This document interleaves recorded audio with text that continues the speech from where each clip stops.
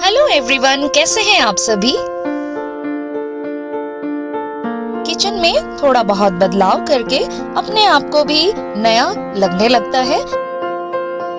अपने लाइफस्टाइल को हमेशा अपग्रेड करके या फिर कुछ नया बदलाव लाकर ये हमारे जीवन में नए उमंग भर देते हैं। साथ ही साथ हमें नए सिविलाइजेशन के तौर तरीकों को समझने में मदद भी करते हैं। समय के साथ साथ इंसान ने अपने आप को अपग्रेड ही किया है और बहुत ही बेहतर बनाने की कोशिश की है, पर कई बार उसकी खामियाजा भी देखने को मिलती है। इसी कारण आज मिनिमलिस्टिक आइडियोलॉजी बहुत ज्यादा पॉपुलर हो रही है। एक्चुअल में ये मिनिमलिस्टिक आइडियोलॉजी बहुत ही पुरानी आइडियोलॉजी है, पर फिर से इसमें सोचने का विचार किया जा रहा है, जिसमें सस्टेनेबल डेवलपमेंट का ही विचार है। गंभीरता से अगर आप देखें कि कोई भी जगह को आप रेनोवेट करते हैं तो पुरानी चीजों का आप क्या करते हैं। पुरानी चीजों को अगर आप डिस्ट्रॉय कर देते हैं तो इसका मतलब है डिस्ट्रॉय तो आपको करना ही है, पर उन चीजों को क्या करें जिसका इस्तेमाल अभी भी लिया जा सकता है। ऐसी चीजों को आप डोनेट कर सकते हैं या फिर आप रीयूज कर सकते हैं अपनी क्रिएटिविटी को एक नया अंदाज देकर। जितने भी आप सोशल मीडिया पे ऑर्गेनाइजेशन वीडियोस देखते हैं या फिर कुछ लाइफस्टाइल से रिलेटेड वीडियो देखते हैं या होम इम्प्रूवमेंट से रिलेटेड वीडियो देखते हैं, वो सारी बातें मिनिमलिस्टिक से ही जुड़ी हुई हैं। अगर आप अपने आप को बेहतर बना रहे हैं कम से कम रिसोर्सेज में, तो इसका मतलब है कि आप एक बेहतर इंसान हैं। आप अपने इन्वायरमेंट का भी ख्याल रखते हैं। प्लास्टिक का कम से कम इस्तेमाल कर देना, वो चीजों का ज्यादा इस्तेमाल करना जो कि बहुत ज्यादा अच्छे से नेचर में डिकम्पोज हो जाते हैं। ऐसी चीजों का इस्तेमाल अगर आप अपनी लाइफ में ज्यादातर लेने लगे हैं, इट मीन्स कि आप उस रास्ते पर हैं। मिनिमलिस्टिक आइडियोलॉजी हमें बताती है कि हमारे पास एक ही प्रकार की वस्तु कितनी मात्रा में मौजूद है। अगर हम उसकी 10-12 क्वांटिटी रख लेते हैं तो निश्चित रूप से ये हमारे एनवायरनमेंट के लिए अच्छा नहीं है। और ये ऐसा हम करते हैं, कैसे कर लेते हैं, हमारे एडवर्टीजमेंट आसपास हमें इम्प्रेस करते रहते हैं, हमें इन्फ्लुएंस करते रहते हैं। इसी प्रकार से आप सोशल मीडिया में कई लोगों को इस्तेमाल करते हुए देखते हैं तो आप उनसे इम्प्रेस होते हैं। तो ऐसे समय में आप अपने आप को विवेकपूर्ण तरीके से सोचने में टाइम इन्वेस्टमेंट करें। अगर आपको जरूरत लगता है उन चीजों का तो ही आप उनसे इन्फ्लुएंस हुए। ये काम बहुत ही कॉम्प्लिकेटेड है, मुझे भी बहुत ज्यादा समय लगा इस चीज को समझने में। धीरे धीरे चीजें थोड़ा सीमित होती जा रही हैं। जैसे आपकी लाइफ में आपके आसपास जो बहुत ज्यादा क्लोज लोग हैं वो भी समय के साथ साथ कम होते जाते हैं। क्वालिटेटिव चीजें आपके साथ बढ़ती रहती हैं, क्वांटिटेटिव चीजें समय के साथ छूटती चली जाती हैं। यही मिनिमलिस्टिक का अंदाज है। मेरे हिसाब से मिनिमलिस्टिक अंदाज को समझना उससे बेहतर है कि सस्टेनेबल लाइफस्टाइल को अपनाना होगा। ब्रॉडर कॉन्सेप्ट होने के साथ साथ ये आपको ज्यादा अच्छे से समझने में मदद करेगा। जब भी आप कोई प्रोडक्ट खरीदते हैं सबसे पहले अपने आप से पूछिए क्या आप इसका इस्तेमाल कितना बार करने वाले हैं। अगर आपको लगता है कि ये सिर्फ 1 या 2 बार या पहली बार आप खरीदने के बाद कभी इस्तेमाल नहीं करेंगे तो वो डेफिनेटली आपके बैग में नहीं होना चाहिए या आपके कार्ट में नहीं होना चाहिए। बचपन में मुझे याद है मेरे पिताजी भी कहा करते थे, ऐसी चीज खरीदते ही क्यों हो जब आप उसका इस्तेमाल नहीं कर सकते। तो चीजें वही खरीदना चाहिए जिसका इस्तेमाल आप कर सकते हैं, और अगर आप उसका अच्छे से इस्तेमाल कर रहे हैं तो इसका मतलब है कि आपको उसकी जरूरत थी। चाहे वो आपको खुशी दे, चाहे वो आपको काम में मदद करे, ये दोनों बातें आपके लिए ही मौजूद है। क्योंकि पूरी तरह से अपने आप को मिनिमम कर लेना आज के लाइफ में मुझे नहीं लगता कि कोई भी कर सकता। अगर आप कर सकते हैं डेफिनेटली आप बहुत बेहतर इंसान हैं, पर कर पाना बहुत ज्यादा मुश्किल है। हर एक इंसान का डिक्लटरिंग का तरीका अलग अलग रहा है। मैंने अपने जीवन में जिस प्रकार से सीखा है वो आपके साथ शेयर करती हूँ। पहले जब मुझे किचन संभालने का मौका मिला तो पहले चीजों को मैंने कम किया। वहाँ सर जितने ज्यादा एक्सेसिव डब्बे थे उनको मैंने कम किया। फिर इसके बाद दूसरा स्टेज आया मेरे लाइफ में कि मुझे प्लास्टिक की चीजों को हटानी चाहिए। फिर मैंने प्लास्टिक के प्रोडक्ट्स को एकदम बिल्कुल ना के बराबर कर दिया। फिर धीरे धीरे मुझे समझ में आया कि उनकी जगह बहुत सारी सब्स्टिट्यूट चीजें हैं जो कि देखने में भी अच्छी लगती हैं, एक मास्टरपीस के तौर पर अपने आप को खुशी भी प्रदान करती हैं, साथ ही साथ वो इको फ्रेंडली भी है। तो वो चीजें धीरे धीरे अपने लाइफ में इन्वॉल्व होती चली गई। जैसे हमारे यूटेंसिल्स हैं पुराने, एंशिएंट समय से जो भी चीजें हम इस्तेमाल करते आए हैं उनका हमारे हेल्थ पर बहुत पॉजिटिव असर भी होता है। कांसे, पीतल, ऐसी चीजें आपके जीवन में बहुत ज़्यादा इम्पॉर्टेंट रोल प्ले करते हैं। ठीक उसी तरह से हमारे खाने के प्रोडक्ट भी धीरे धीरे मुझे समझ में आया कि किन चीज़ों को हमें अपने लाइफ में ऐड करनी चाहिए और किसे हमें हटा देनी चाहिए। ऑर्गेनिक प्रोडक्ट अगर आपको मिल रहा है, डेफिनेटली वो कॉस्टली होगा, पर उसको चूज करना हमारा ऑप्शन हो सकता है, तो आप ज़रूर उसको चूज करिए अगर आप इतने कैपेबल हैं। कई बार हम दिखावे में कई गाड़ियां खरीद लेते हैं, अननेसेसरीली उसकी जरूरत हमें होती भी नहीं है। हर एक फैमिली मेंबर की इंडिविजुअल गाड़ियां हमारे पास देखने को मिल जाती हैं। ये हमारे इको सिस्टम को खराब कर रही हैं, साथ ही साथ हमारे कंजम्पशन को, हमारी इनकम को बहुत ज्यादा कम कर देती हैं। इस प्रकार के दिखावे से हमें बचना चाहिए। हो सकता है आपको ये बात थोड़ी अच्छी ना लगे, पर सच्चाई इसी बात में है। आप इस बात को गौर करेंगे तो आपको भी ये सही लगेगा। जैसे जैसे सिविलाइजेशन होता गया वैसे वैसे हमारी लाइफस्टाइल में इम्प्रूवमेंट देखने को मिली है, और ह्यूमन बीइंग हमेशा क्रिएटिव रहा है और अपने आसपास को सजाने में, संवारने में उसने वक्त दिया है, और आज भी वो प्रोसेस चल रहा है। पर यहाँ पर एक बात जरूर से आपको मैं शेयर करना चाहूंगी कि वही चीज़ों को इन्वॉल्व करें अपने लाइफ में जो चीज़ें इको फ्रेंडली हो। कोशिश यही करनी चाहिए। कंज्यूमरिज्म इतना ज़्यादा हावी हो जाता है कई बार हमारे मानसिक स्तर पर कि हम समझ भी नहीं पाते हैं चीज़ें, हम अननेसेसरीली खरीदते जा रहे हैं। ये बात मेरे साथ बहुत बार हुआ है, जैसे कि मैंने महसूस किया खुद भी जब मेरे पास बहुत सारे बैग्स हो गए। मतलब मेरे पास लगभग 15-20 बैग हो गए। तब मुझे एहसास हुआ कि मैं क्यों खरीद रही हूँ इतने सारे बैग्स। ठीक इसी तरह से मेरे पास बहुत सारे मैट्स हो गए थे। तो मुझे समझ में आया कि मैट्स इतने सारे मेरे इस्तेमाल में हो भी नहीं रहे हैं। तो फिर मैंने धीरे धीरे उसको किसी को डोनेट कर दिया, या फिर उतनी चीज़ों को ही रखा जो कि वाकई में मैं इस्तेमाल में ले रही हूँ, जो मेरे दिल के बहुत करीब है। आपने मेरे वीडियोस को अगर देखा है तो आपको ज़रूर से ये बात लगेगा कि मैं बहुत ज़्यादा मिनिमलिस्टिक आइडियोलॉजी पर तो नहीं चलती, पर हाँ उसकी बेसिक आइडियोलॉजीज को समझते हुए आगे बढ़ रही हूँ। आप भी कोशिश कर सकते हैं, जैसे कि अगर आप मेरी चीज़ों से इन्फ्लुएंस होते हैं तो चीज़ें वही खरीदेंगे जो इको फ्रेंडली होगा। ज़्यादातर चीज़ें मेरी कांसे पीतल की होती हैं, कई बार जार्स होते हैं जो कि सिरामिक के होते हैं, मिट्टी के बने होते हैं।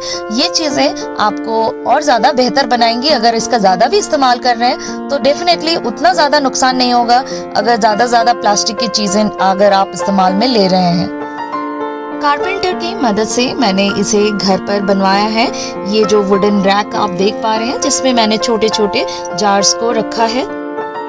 बहुत सालों से मैं ऐसा रैक चाह रही थी, बट मुझे इंडिया में कहीं भी किसी भी ऑनलाइन सर्च के थ्रू मुझे ये प्रोडक्ट नहीं मिल पा रहा था। ये सिर्फ बाहर से ही इंपोर्ट हो रहे थे।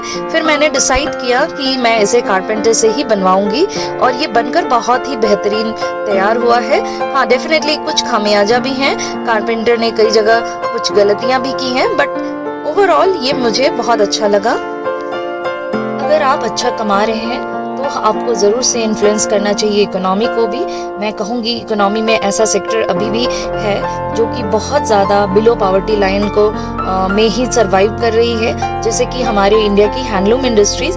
तो वहाँ पर कंज्यूमरिज्म को अगर हम मानकर चलें तो कभी भी हम उनको अच्छे जीवन शैली प्रदान नहीं कर सकते। तो ऐसी जगहों पर इनके प्रोडक्ट्स को आप अगर प्रमोट करते हैं तो डेफिनेटली यह आपके लिए बेहतर होगा, और आपकी इकोनॉमी के लिए बेहतर होगा, और आपकी लाइफस्टाइल के लिए भी बेहतर होगा। डेफिनेटली कंज्यूमर अवेयरनेस पर हमें बहुत ज़्यादा गौर करने की ज़रूरत है आज की डेट में, जब हमारा नेचर एक विकराल रूप लेता जा रहा है। हर जगह आप देखेंगे एक्सट्रीम वेदर को हमें फेस करना पड़ रहा है। तो दोनों तरफ आपको सोचना है किस प्रकार से ह्यूमन बीइंग अच्छी लाइफस्टाइल को सरवाइव करने में मदद में ले सके, साथ ही साथ अपने आसपास के नेचर को भी बहुत ज़्यादा ध्यान में रख सके। ये दोनों में तालमेल बनाकर हम अपने लाइफस्टाइल को बेहतर कर सकते हैं।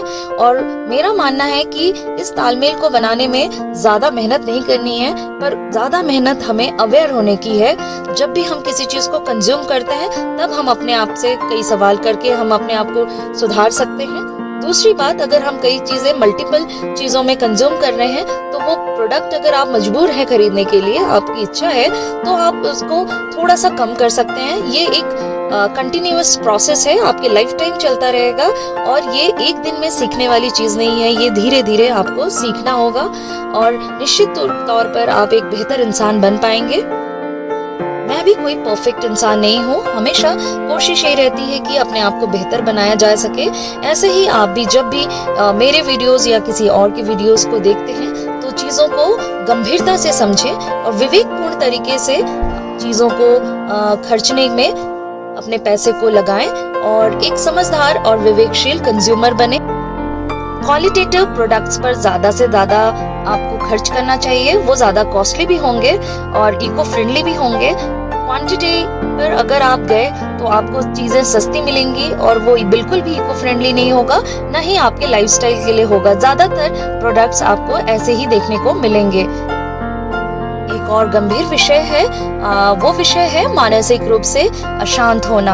आज के जीवन में बहुत ज़्यादा कॉम्प्लिकेशंस हो गए हैं और इसको संभालते हुए हमें अपने आप को एहसास दिलाते हैं कि हम बहुत परफेक्ट हैं, हम अंदर से बहुत खुश हैं, बट ऐसा कई बार नहीं होता। इसका शिकार भी हम अपने लाइफ में हो जाते हैं। कई बार हम चीज़ों को अपने आप को खुश करने के लिए ही खरीद लेते हैं कुछ चीज़ें, या हम अपने आप को सेटिस्फाइड करने के लिए हम खाने लग जाते हैं। डॉक्टर्स बताते भी हैं कि ऐसे में कई ऐसे ह्यूमन बीइंग हैं जो स्ट्रेस में आते हैं तो ज़्यादा खाना खाते हैं और वो उनके लिए ओबेसिटी का प्रॉब्लम हो सकता है। इसी प्रकार से जब आप खुश नहीं होते तो आप शॉपिंग ज़्यादा करते हैं और ऐसे अननेसेसरीली चीज़ों को खरीद लेते हैं जो कि ज़रूरत है ही नहीं उसकी, और फिर भी आप उसको खरीद कर घर पे ले आते हैं। आज सोशल मीडिया से मैं भी बहुत ज़्यादा इम्प्रेस हो जाती हूँ, पर मैं अपने आप को समझाती हूँ कि कौन सी चीज़ें मेरे लिए बेहतर होंगी। कई बार अपने आप को समझा पाना बहुत मुश्किल हो जाता है और चीज़ें मैं खरीद ही लेती हूँ, तो ऐसा आपके साथ भी होना स्वाभाविक है। पर धीरे धीरे ये चीज़ें निश्चित तौर पर आप समझ जाएंगे कि किन चीज़ों को अपने आप में इम्पोर्टेंस देनी है और किसको नहीं देनी है। किचन टॉप को मैंने फिर से थोड़ा सा रीअरेंज किया है इस बार, और ये मेरा एक रैक था जिसको मैंने फिर से रीयूज़ किया है। ऐसे ही किचन में मेरे 2 और एक्स्ट्रा रैक हैं जिसपे पोटैटो अनियन मैं रखती हूँ, उसको मैंने इस बार पेंट किया। साल में 1 या 2 बार समय निकाल लेती हूँ इन चीज़ों को। अगर रेनोवेट करने की ज़रूरत होती है तो ज़रूर से इसे रेनोवेट करती हूँ और मुश्किल से 2-3 घंटे में ये पेंट कर लेने के बाद ये साल भर के लिए तैयार हो जाते हैं और बहुत ज़्यादा क्लीन भी दिखाई पड़ते हैं। ये रेंटेड अपार्टमेंट है और ये किचन है बहुत ज़्यादा ट्रेडिशनल, जिसकी वजह से ये बहुत ज़्यादा क्लटर्ड दिखाई पड़ता है क्योंकि बहुत सारी चीज़ें एक्सटर्नल तौर पर दिखाई पड़ती हैं, जैसे कि ये पाइप्स और ये टंकी। इसको मैंने 2 साल पहले इसे पेंट किया था और इस प्रकार के टास्क को ब्यूटीफाई करना बहुत ज़्यादा मुश्किल हो जाता है। ये मैंने पिछले वीडियोस में आपके साथ शेयर किया था कि किस प्रकार से मैंने यहाँ पर वॉल को डेकोरेट किया था सिरामिक प्लेट से। हर एक इंसान में क्रिएटिविटी होती है, इसी अंदाज से ही मैंने ये YouTube चैनल शुरू किया था और मेरा मकसद यही है कि आपके जीवन में जो भी क्रिएटिव पार्ट है उसको हमेशा साथ में लेकर चलिए। ये जो खुशी आपको देगी वो किसी भी इंसान से आप हासिल नहीं कर सकते, इसलिए हर एक इंसान को अपनी क्रिएटिविटी के साथ सरवाइव करना चाहिए, ये मेरा मानना है। ये जो आप वुडन रैक देख रहे हैं, किसी ने इसे डिस्कार्ड कर दिया था, मैंने इसे वापस लेकर इसे पेंट किया है कई बार। मेरे ख्याल से 2 या 3 बार मैंने इसे पेंट कर लिया है और देखिए ये कितना यूज में आ रहा है। इसी प्रकार से आप ये 2 बास्केट देखिए, इसको मैंने रिसेंटली फिर से पेंट किया है और जिसकी वजह से ये बहुत अच्छा दिखने लगा है। और ये स्टेप स्टूल जो कि मैंने अमेज़न से लिया था और ये बहुत लाइट कलर में होता है जिसकी वजह से बहुत ज़्यादा ये गंदा होता है, तो हर साल आपको ये पेंट करना ही पड़ जाएगा। गर्मियों में बहुत सारे ड्रिंक्स हमारे घर में बनते ही रहते हैं और इसकी ज़रूरत भी होती है। कई बार मेरी डॉटर का बर्थडे पार्टी होता है तो कई बार जूस बच्चों को निकाल के देने में बहुत दिक्कत होती है। तो बहुत सालों से मैं सोच रही थी कि इस प्रकार का एक जार ज़रूर से लूँगी जिसका मल्टीपल यूज़ भी ले सकूं। ये देखने में भी खूबसूरत है। जब आप इसका इस्तेमाल नहीं कर रहे हैं तो एज अ डेकोर पीस आप इसको इस्तेमाल करिए। जीवन के साथ साथ हम नई चीज़ों को सीखते हैं, समझते हैं और उसको आगे लेकर चलते हैं, आने वाली जनरेशन को भी देते हैं। इसलिए अनुभव भी एक बहुत बड़ा ज्ञान है जो कि बुक से नहीं आती है, आपको अपने जीवन से समझ में आती है। एक मेट्रोपॉलिटन सिटी में अपने आप को सरवाइव करने के लिए अच्छी इनकम के साथ साथ अच्छा मानसिक स्तर की भी आवश्यकता है। इसके लिए क्रिएटिविटी के साथ जुड़े रहना बहुत ज़्यादा ज़रूरी हो गया है।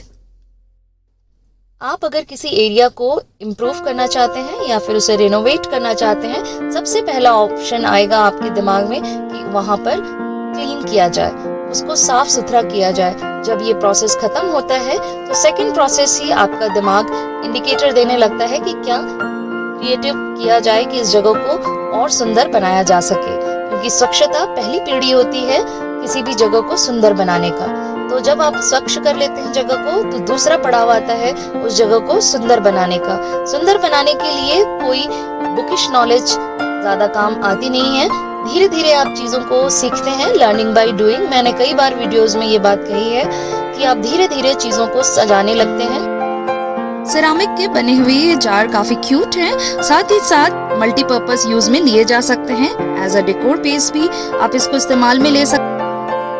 वीडियो में अंत तक बने रहने के लिए आपका बहुत बहुत शुक्रिया। फिर एक बार मिलेंगे एक और इंटरेस्टिंग वीडियो के साथ। तब तक आप अपना बहुत ख्याल रखें, खुश रहें, मस्त रहें।